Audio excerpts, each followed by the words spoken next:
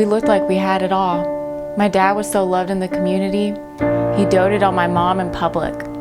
Women used to whisper about how handsome my dad was and how lucky we all were to have him as our provider.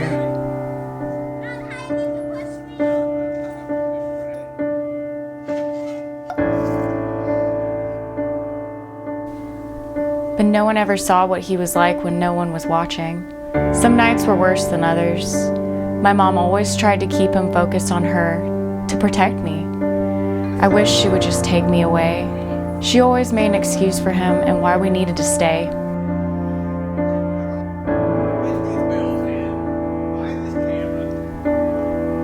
I hated nights like this.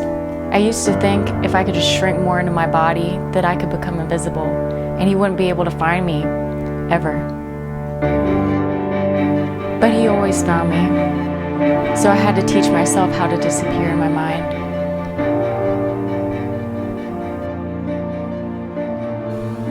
As I got older, I tried to stay away from home as much as possible. When I was home, I would stay in my room. If I could stay off the radar, maybe I could find peace and happiness. But my dad was never one to let anyone enjoy any peace or happiness. My last refuge was spending time with my friends, but slowly everyone started to turn their backs on me. My friends' parents thought I was a bad kid. My friends would make plans without me or make excuses why they couldn't hang out. They didn't want me around. No one wants me around. I'm just not worth it. I was able to make new friends online. They became my real friends. They loved me for who I am. They thought my dad was a jerk. That's also how I met Steve, my amazing boyfriend. He said we should run away together. He made good money and would take care of me, and he loves me so much. We were going to be together forever.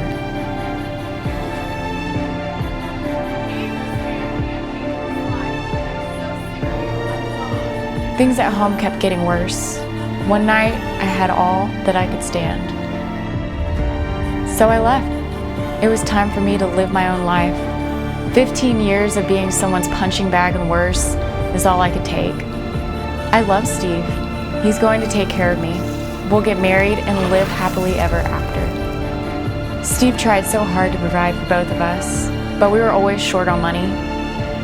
He said I would have to help, but I didn't have any job skills. He said he had a job for me that would make lots of money for us. It was time I helped provide. He said if I entertained a few of these men, that would make enough for us to start our lives together. But I never seemed to bring in enough money. Steve was getting so disappointed in me. I was scared he was falling out of love with me. I tried to be good. I tried to make him happy. Steve left me, which was no surprise considering how hard I am to love. And I had nothing.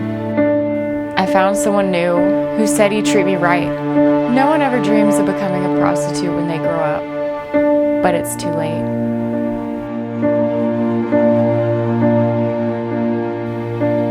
Do you see me?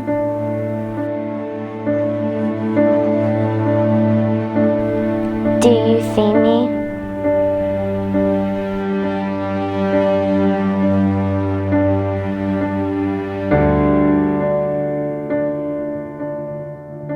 Which one of these women do you identify with? Do you show compassion or do you look the other way in disgust?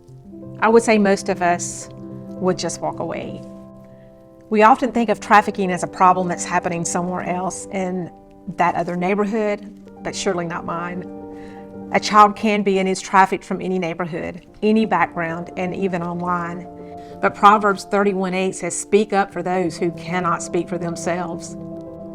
If we don't see them, who will? The very people who want to exploit these children will. These kids who do not know how to ask for help. Kids that have no one to trust and living in fear and shame.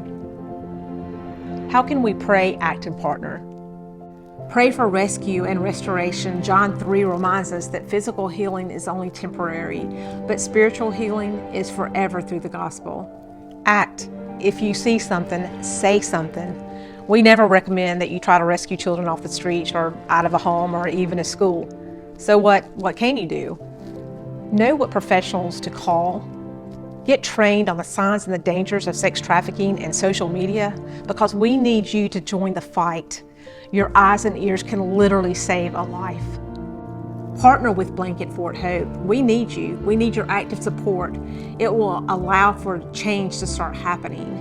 Never accept that we cannot change the outcome of a child's life because the subject is too dark, too hard to imagine, or just too big to solve, because we can and we will. Together, we will be investing in these children to give them a safe place to heal, to thrive, and to be valued. Because no child ever grows up dreaming that they want to be a prostitute.